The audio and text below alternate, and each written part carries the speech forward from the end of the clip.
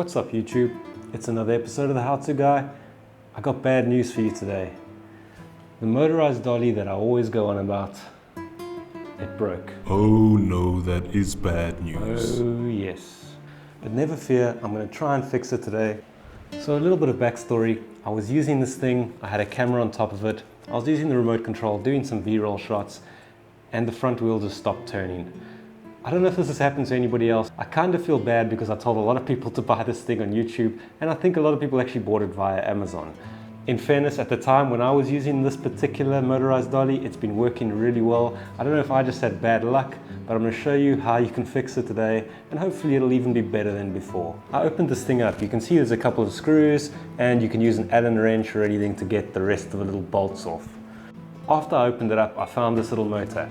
As you can see, this little motor thing is like stripped and it sort of bends left and right. I don't know if you can see that.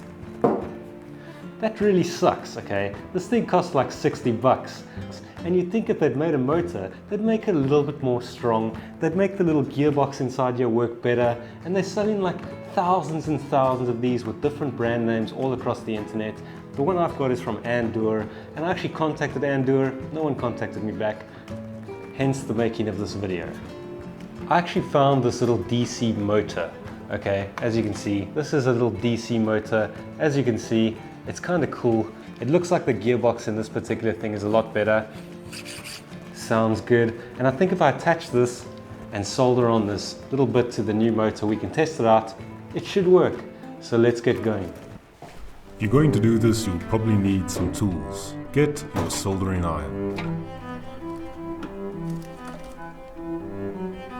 Wire clippers, duct tape, soldering iron, hex key, star screwdriver, and some electronic wire. Unscrew the bolts. Take out the wheels. Unscrew every small screw using your star. Strip the wire and solder on the new wires. Inside this little motorized dolly, you're going to see a 1800 milliamp lithium ion battery.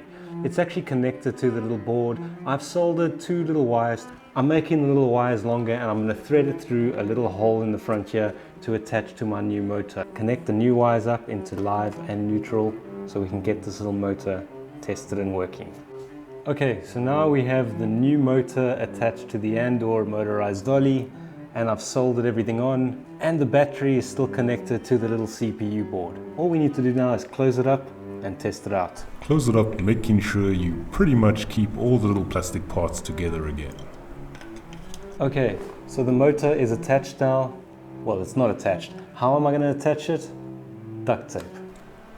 Yes, you can pretty much fix anything with a little bit of duct tape.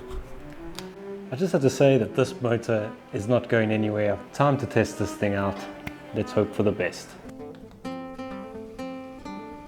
Oh yes, not too bad. Speed 2, that's speed 2. Reverse. It's not exactly straight.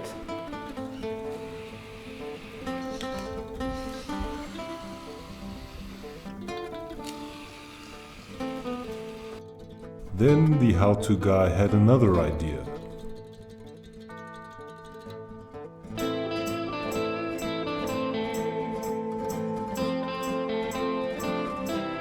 I'd just like to say thank you for your service. Your manufacturer, DJI, will be proud. I was pretty happy with it actually. It wasn't working too bad. There was a little bit of wobble, but the speed was good and the second and the third speed seemed to work pretty well.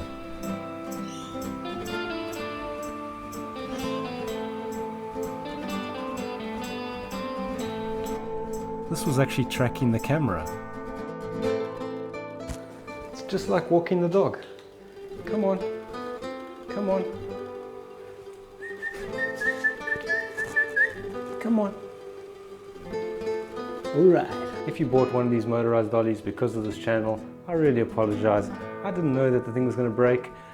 Maybe you can do some kind of modification. I don't think it's quite as smooth with these off-road tires, but we do try on this channel. See you again next time.